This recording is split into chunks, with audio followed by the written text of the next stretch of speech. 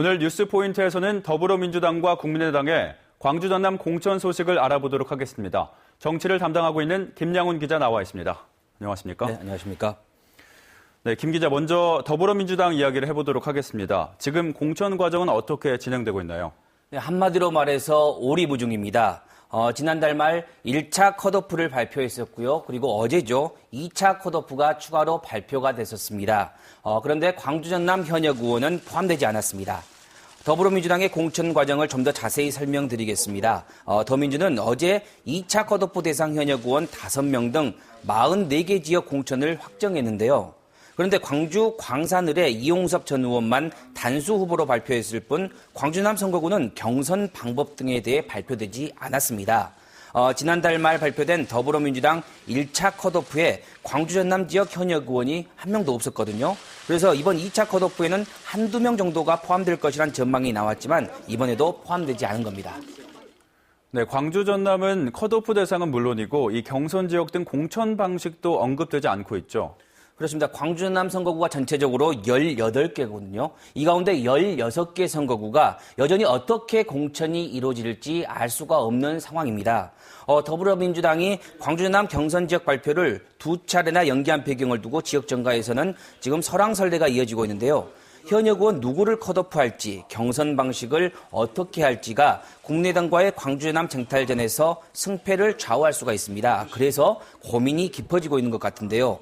단수 후보 등은 확정됐지만 아직 일부 의원들의 평가, 이른바 컷오프 여부가 확정되지 않은 것으로 알려졌는데요. 그래서 광주 전남 지역 발표를 전체적으로 미루고 있는 겁니다.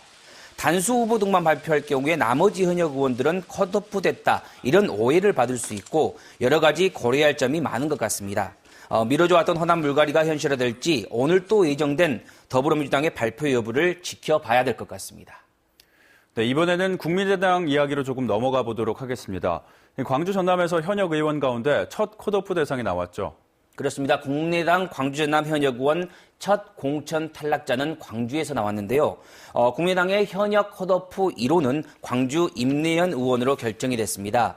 임 의원은 더민주를 탈당 국민의당에 합류한 뒤에 안철수 공동대표와 동행해 왔으나 결국 컷오프 됐습니다.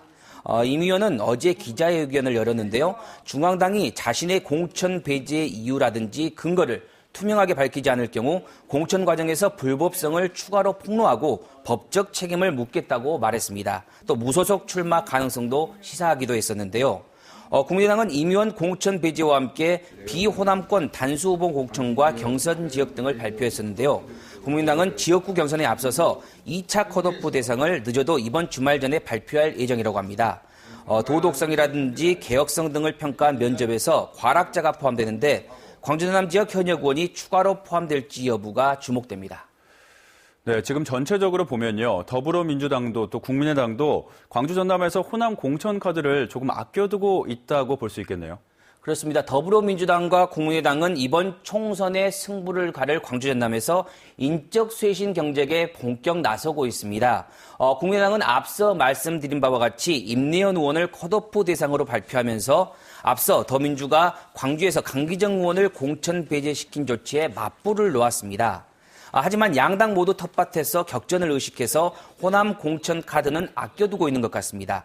양당 모두 현역 의원 한 명씩 공천에서 배제하기로 발표만 했을 뿐 나머지 지역은 구체적으로 아직까지 언급하지 않고 있습니다. 더민주는 호남 전체를 묶어서 일괄적으로 공천 명단을 결정할 예정이고요. 국민의당은 조만간 호남 지역 공천 명단을 발표하고 수기 배심원제 경선과 과락제 도입 등을 통해서 현역 의원 추가 탈락 가능성을 예고하고 있습니다.